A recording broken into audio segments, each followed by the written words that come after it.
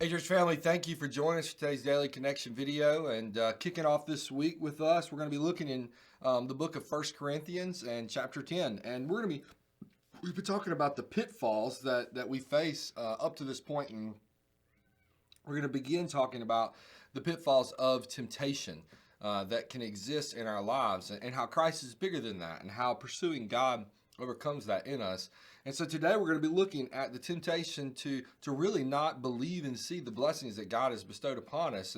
And we're going to, as we look in 1 Corinthians chapter 10, we're going to get to look back at God's people pre-Christ, or at least before Christ walked the earth. And so let's kick off real quick, 1 Corinthians chapter 10. We're going to look at verses 1 through 5. They can seem a little strange to read, but I'll kind of walk you through them, and then we'll see the truth that you and I can gain from this passage. So 1 Corinthians chapter 10, verses 1 through 5 says, "Now I do not want you to be unaware, brothers and sisters, that our ancestors were all under the cloud, all passed through the sea, and all were baptized into Moses in the cloud and in the sea. They all ate the same spiritual food, and they and they all drank the same spiritual drink.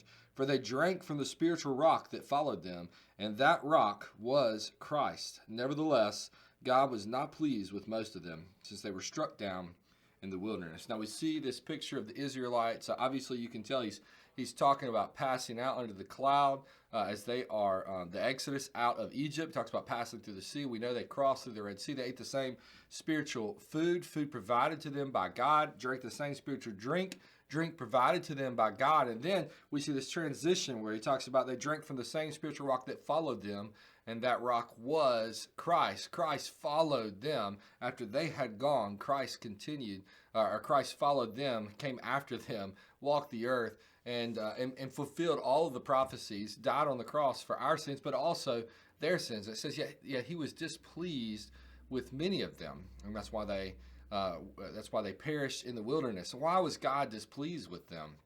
Well, over and over and over and over again in the Old Testament, some of them are even mentioned here: the Exodus out of Egypt, crossing through the Red Sea, God providing them with manna, God providing them with water. We know that they go to Mount Sinai, and God provides them with how they can worship Him and be obedient to Him. And God has a formal relationship with this entire people group. And God provides for them over and over and over again. He blesses them over and over and over again. He proves His goodness and His lordship over and over and over again to these people. Yet these people continue to rebel against Him. They don't go to the promised land because they are scared. 40 years later, when they finally do go, they are not obedient in how God tells them to go about their business there.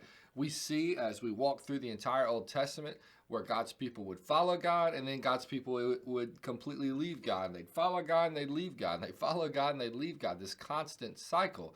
And all God is doing this whole time is proving to them who He is. And He's proving to them who He is, and He's telling them of His Son who's going to come, of Jesus Christ. And then when Jesus Christ does come, these people, they betray Him. They ignore Him. They want nothing to do with Him. And ultimately, it's their decision to put Him on the cross. Over and over and over again, God is offering blessings to these people. And over and over again, these people are missing it. And I think the same thing happens to us. Blessings don't always come in ways that we want. Sometimes blessings are things that we're asking for. Sometimes blessings are things that we're absolutely not asking for. But God knows what's best for us. God is working to do for the good of those who trust Him and who seek His will. And so God is doing for us what is best for us and what brings Him the most glory.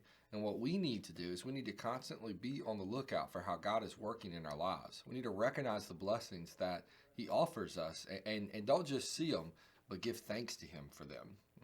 We don't want to be like the Israelites who had this up and down relationship, who it's almost as if they sought God when it was good for them. No, we want to seek God because He's good for us. And that's a reason enough. So a couple of questions that our author gives us. The first one: what are 3 specific ways God has blessed you? What are 3 specific ways that God's blessed you? I'd encourage you to write that down and maybe take some time and pray a prayer of thankfulness to the Lord for the blessings that He's poured out on you. And the second question: in your own words, how is Jesus the greatest blessing in your life? I think that I could probably articulate that for you, but I don't think I have to, right? If you're a believer, then Jesus is absolutely the greatest blessing in your life. Take a moment, write that down. And again, I would encourage you, just like I did with the first question, write down how he's the greatest blessing in your life, and then give him a prayer of gratitude for being the greatest blessing in your life.